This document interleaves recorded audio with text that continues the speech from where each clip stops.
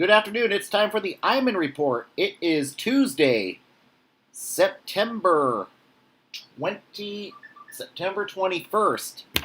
And today we are going to recap NFL Week 2. You can give this channel a big please be kind and hit that subscribe button and give this channel a big like. We are going to start off with the Washington New York Giants game on last Thursday night. Washington, Taylor Heinicke was effective in this game. 2 touchdowns, 1 interception. Antonio Gibson. But Daniel Jones, very good rushing, very good throwing the ball, 102.2 passer rating. But for New York, the bad take I kind of take from this game is the fact that the line is not good. They did not protect Daniel Jones. Jones got sacked 4 times in this game. But maybe don't give up on Daniel Jones just yet. I still am not sure he's the franchise quarterback, but maybe he could be a backup somewhere next year. Saquon was AWOL. Sterling Shepard, it has become Daniel Jones' security blanket. As for Washington, Taylor Heinicke, very serviceable in the backup position, 2 touchdowns, 1 interception. Terry McLaurin, good receiving the ball for Washington. But the defense did not look great. New York now 0-2. Will face Atlanta next week on Sunday. Atlanta could be a winnable game for the Giants. The Giants do play good for their coach, Joe Judge. You don't know what you're going to get from Matt Ryan. We'll get to that later. As for Washington, they play Buffalo. I don't know if they're going to win that game or not, but I don't think these two teams are playoff caliber at this point. Now on to the Sunday games. The San Francisco 49ers beat the Philadelphia Eagles 17-11. Jimmy G did not have his greatest game, but he was effective. Jimmy G doing just enough to ward off calls for Trey Lance so far, not bad. But they can't keep running backs healthy. They lose all 3 running backs to injury. Trey Sermon, not going to play next week due to a concussion. JaMycal Hasty, unlikely to play. Elijah Mitchell going to play on Sunday. Deebo Samuel has been good, but at this point, that's going to put the pressure on guys like Brandon Ayuk and Trent Sherfield to fill the void of the running game. The 49ers did bring in a couple running backs this week today to work out. They did work out Duke Johnson and Lamar Miller. I think the Niners did sign Lamar Miller today. But they can't keep running backs healthy, and that is normally a strength of Kyle Shanahan's game. But now it's going to be maybe more end arounds with Brandon Ayuk. At this point, the defense did decent. They did do a better job. They're starting to adjust to DeMeco Ryans' scheme. Deommodore Lenoir did a great job in absence of Jason Verrett. And they might get back Emmanuel Mosley this week, which is going to be really good news. Josh Norman was pretty much a non-factor in this game.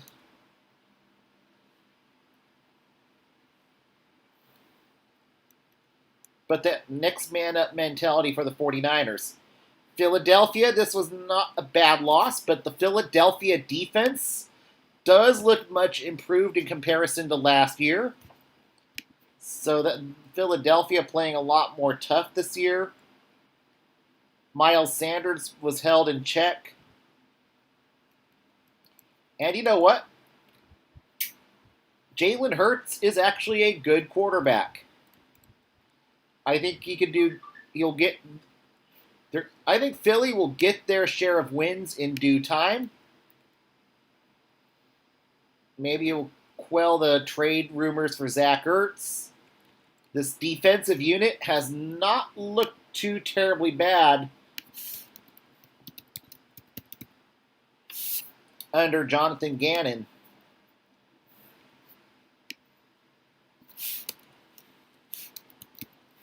You got to give Nick Sirianni his dues.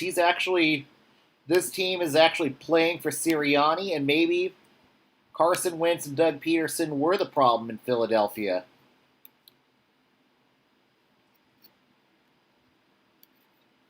Now we're going to go to the Panthers romp of the New Orleans Saints, 26-7. Jameis Winston did not have a good day in this game. 11 for 22, 2 interceptions, sacked 4 times. This looked like more like the same old Jameis we saw in Tampa. Question is, was it more on the Saints offense, or is Carolina's defense that good? I think it's a combination of both. Maybe next week we see more of a 50. Maybe we see Taysom Hill get more reps next week for the Saints. But they need to get Alvin. But the player that was a non-factor for the Saints in this last game was Alvin Kamara. You shut down Kamara, then you make Jameis Winston one-dimensional. Then when Kamara is held in check, that's when everything goes downhill for the Saints.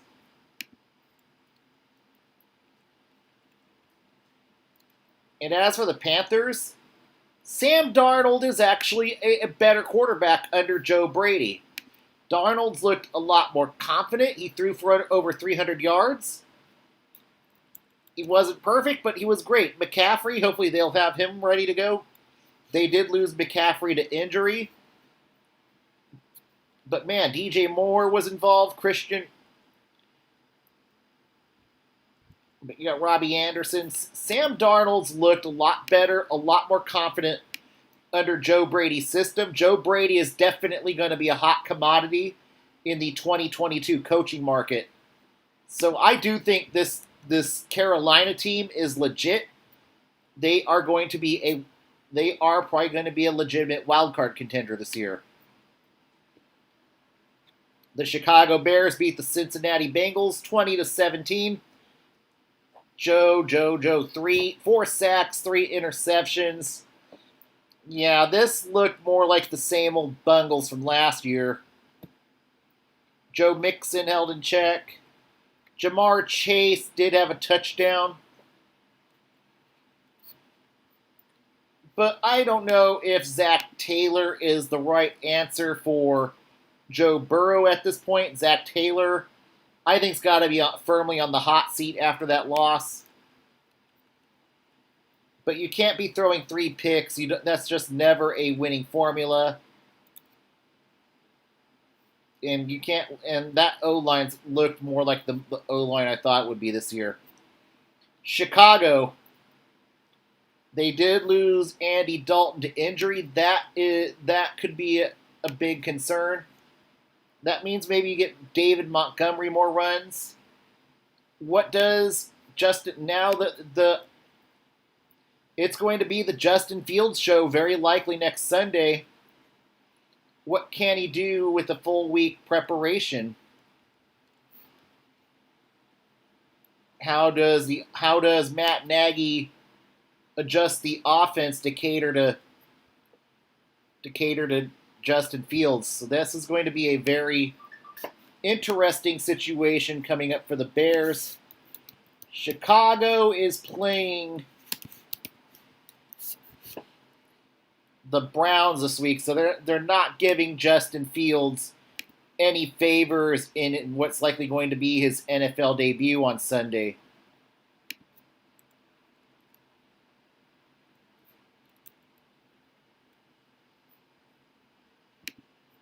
The Browns beat the Texans 31-21. The Texans do lose Tyrod Taylor to injury. He is likely going on IR, so that's the bad news there. So this is no, we are not going to see Deshaun Watson. I don't think we are going to see Deshaun Watson play this season. Now it's going to be Davis Mills and Jeff Driscoll for Houston. And this team is now going to be tanking for Spencer Rattler at this point. David Johnson, Mark Ingram was a non-factor. But you got to be concerned if you're Cleveland. Allowing that many points to a bad Texans team. They nearly got trapped before Chubb and Hunt got going in the second half. Cleveland's defense needs to be better. They brought in all this talent, and the Browns' defense has underachieved a bit in the first 2 weeks of the season, and that's a little bit concerning. You are 1-1, that's not bad, but the schedule's going to get tougher at some point. Chicago should be a win. Maybe they'll play a little more angry, but the defense is just, that's got to be concerning if you're the Browns. Los Angeles Rams beat the Indianapolis Colts 27-24. Matthew Stafford was not nearly as impressive in this game, but he was good enough that he gets the win, two touchdowns, 1 pick. Darrell Henderson and Sony Michel, pedestrian days running the ball. Cooper Kupp, it was all Cooper Kupp today on Sunday. 2 touchdowns, 9 receptions, 163 yards. Colts defense, got to be a little concerning there. They did lose Carson Wentz to injury. Now they are likely going to be having Jacob Eason start next week against the Titans. Jonathan Taylor, that's a guy that needs to really get going. He was pretty much held in check again. But Michael Pittman Jr. was great in that game. But now, the other bad news is you're 0-2. You're now trailing Tennessee in the AFC South. You cannot afford to go 0-3. You're already looking at a must-win game for the Colts. 0-3 is not great. 0-3 could potentially land Frank Reich on the hot seat in Indianapolis. The Broncos beat the Jaguars 23-13. Teddy B, what can I say? 2 touchdowns, no interceptions. Javonte Williams was the bell cow. Cortland Sutton had a day, 9 receptions, 159 yards. And another common theme here this week is the struggles of the rookie quarterbacks. Trevor Lawrence, 1 touchdown, 2 interceptions, 37.2 passer rating. It's been rough for Trevor Lawrence. James Robinson couldn't get it going. Granted, though, Denver's defense is no slouch.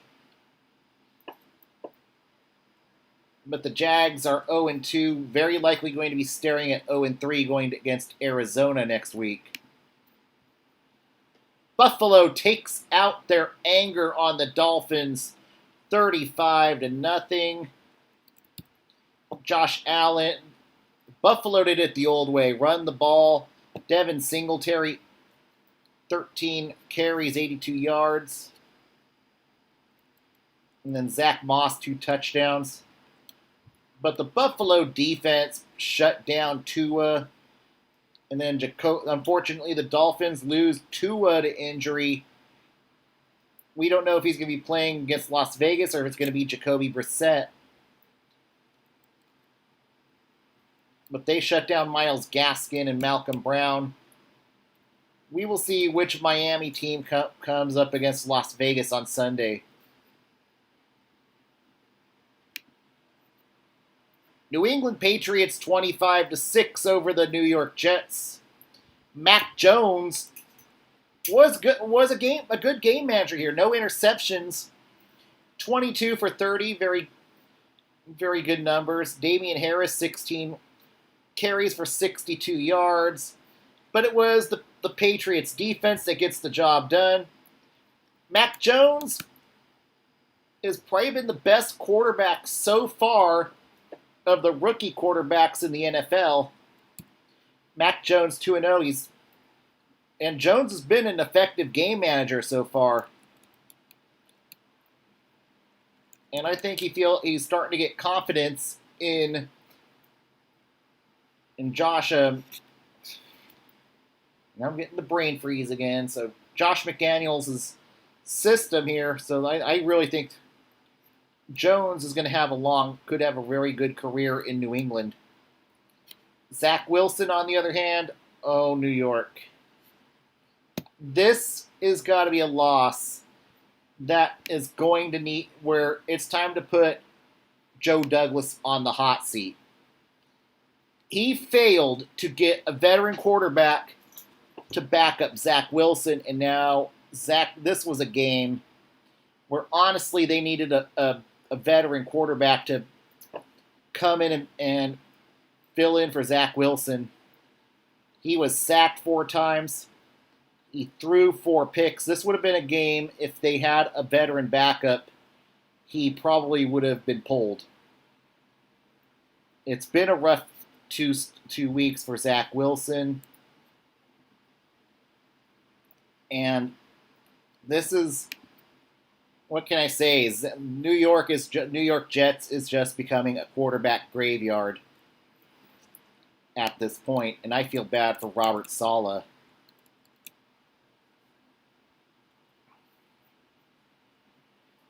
And I don't really see it getting any better for the Jets anytime soon.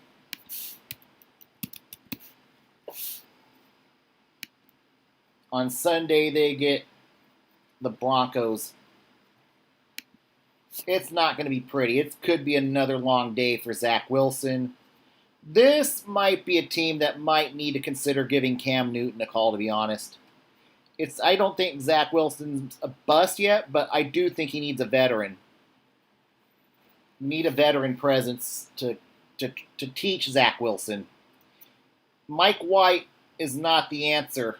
Morgan is not the answer.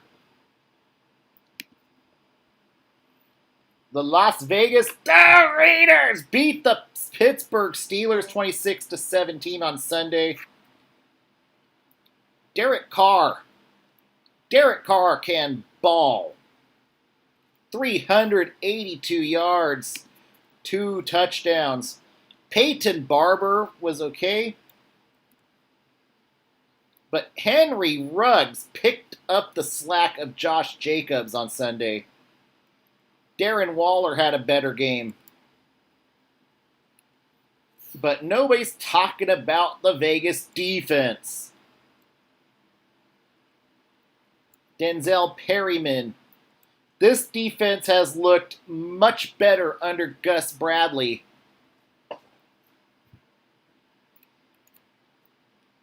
And they were able to shut down Najee Harris. Big Ben was forced to use his arm, and that's usually a recipe for failure. Chase Claypool held in check. So I am at 2-0. I am actually starting to buy into the hype of the Las Vegas Raiders. The defense has looked so much better for the Raiders this year. And this Raiders team has a real good shot at maybe making a wild card this year. The Arizona Cardinals beat the Minnesota Vikings 34-33. Kirk Cousins balled. He did all he could to try to carry this Vikings team. Dalvin Cook, 131 rushing yards. Normally that would win the game. Not this time. Kyler Murray, 3 touchdowns, 2 picks. Kyler Murray balled 400 passing yards. Rondale Moore looking really good. Granted, it was not a great day for defenses. But you know what? Arizona, I don't know. I don't know. I'm not ready yet to buy into the hype of the Cardinals. But they're going to be on the bubble this year. But I'm still not so sold on the coaching of Cliff Kingsbury.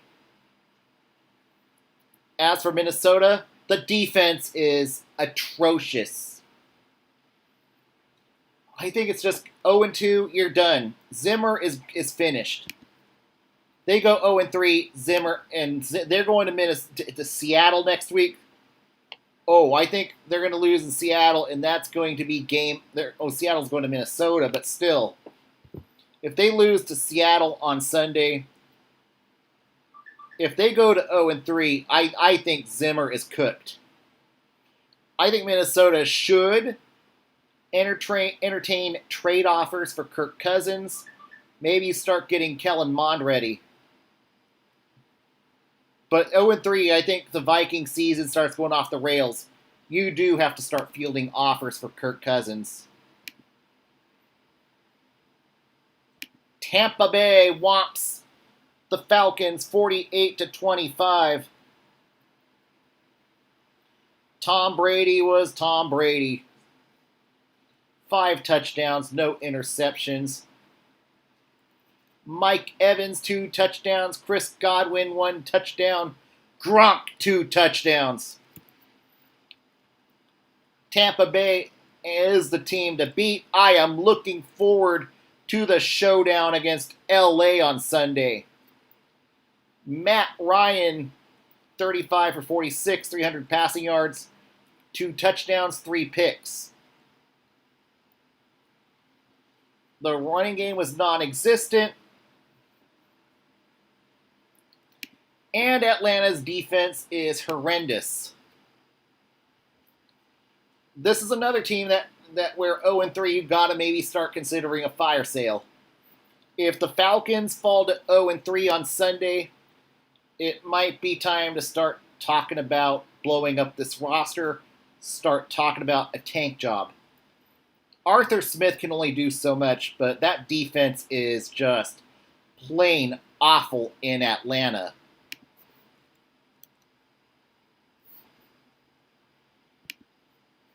The Dallas Cowboys beat the Los Angeles Chargers 20-17. It was not the Ezekiel Elliott's show. Ezekiel was serviceable. Tony Pollard ran for 109 yards. Dak, 23 for 27. Dallas looked great in this game. Dallas was able to shut down Justin Herbert. They shut down Eckler, made Herbert use his arm. 1 touchdown, 2 picks. So Herbert may be having a little bit of a sophomore slump right now.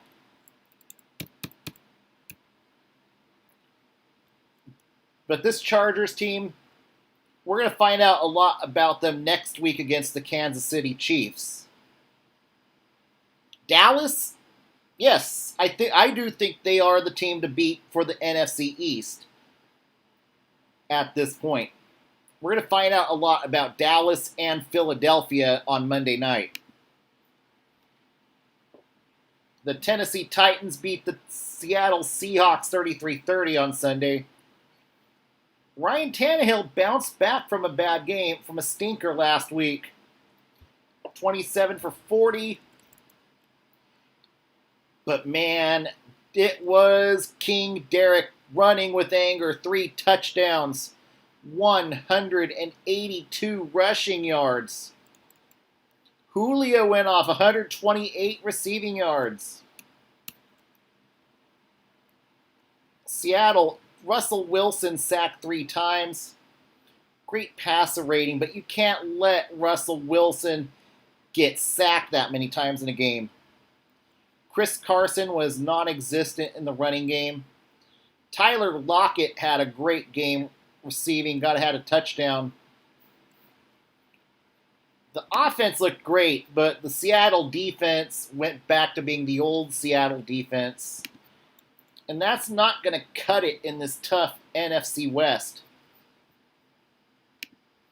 The Sunday night game, the Baltimore Ravens get the win over the Kansas City Chiefs. We did it again. You know, there's got to be concerns for the Chiefs now with this loss. The defense was terrible in this game. Clyde Edwards-Helaire fumbled and lost a costly fumble in this game. Kansas City might have to address the running back woes. But this defense finally gave one up. There's legitimate concerns about the Chiefs' defense at this point. Lamar Jackson was not great, but he did enough. He ran for 107 rushing yards. That's a concern if you're the Chiefs, if you cannot stop Lamar Jackson from running the ball.